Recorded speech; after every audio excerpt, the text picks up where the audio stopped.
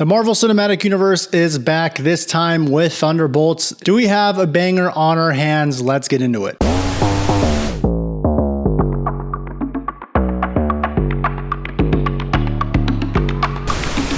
What's going on, ladies and gentlemen? Welcome to the Movie Dives. Today we're going to be diving into the new MCU movie, Thunderbolts. Now, we all know for the last few years, they've had a lot more misses than wins. In my opinion, they've had barely any wins. A lot of people love Deadpool Wolverine. That one was not for me. And the last movie we got, Captain America Brave New World, just not good at all, in my opinion. Now, before we do dive in a little further, please don't forget to subscribe to the Movie Dive. I'm trying to get this little channel to 1,000 subscribers in 2025. And if I do, I'll be giving away a free $150 gift card to a random subscriber of my choice. And if you comment down below, you have a higher chance of winning. So Thunderbolts has a pretty big cast. They got Florence, Pugh, Sebastian, Wyatt Russell, David Harbour, Louis Pullman, among others. So of course this is kind of a cast of characters coming together, sort of like the Suicide Squad. But let's not get it twisted here with all the characters that are in this movie. This is definitely Florence Pugh's show to run. There's no scene where Florence Pugh half-asses it, not with the action and not with the acting. As that leads me to my favorite part about Thunderbolts is that this movie has a lot of deep meaning behind it when it comes to mental health and mental health awareness, and it does it without throwing a lot of stupid Marvel quip and jokes like they would have done in the last few years. Sentry, who is the main villain in this movie, has a lot to do with mental health, and I do think they explore it in a pretty unique and cool way. A big reason to why Thunderbolts would work, or maybe not work, would be the chemistry between the characters. I'd definitely say it works for the most part. Sebastian Stan, of course, he's become such a big actor in the world. He is good in the movie, but I do say he is a little bit more in the background than some of the other characters. They kind of established in the last Captain America film that he was running for Congress. I don't really like the whole storyline for him, so I'm glad they're kind of cutting him out of that nice and quick, because that just didn't make much sense to me. A guy running for politics who has killed so many people in this world. Now that I'm saying that out loud, maybe it would make sense. However, they stopped that story short here so we can get back to being Bucky and back to the action that he's really good at as the Winter Soldier. I actually really liked Wyatt Russell in Captain America and a Winter Soldier TV series, so I am glad he's returning here. I still like him in this role. They do a really good job at showing the struggles he has actually gone through mentally after experiencing what he experienced. Weirdly enough, the one character who did not hit for me in this movie would be David Harbour. I don't know. He was the comedic relief of this movie, and a lot of times when he was on screen, I didn't care much for it. I wouldn't say he took me out of the movie or anything, though. Of course, Ghost was just there. Seemed like she was just there in Ant-Man as well, but she wasn't bad. She wasn't great. She was just there. The action scenes do look really good in this movie. I noticed from the beginning of the film they use a lot more handheld in Thunderbolts like they did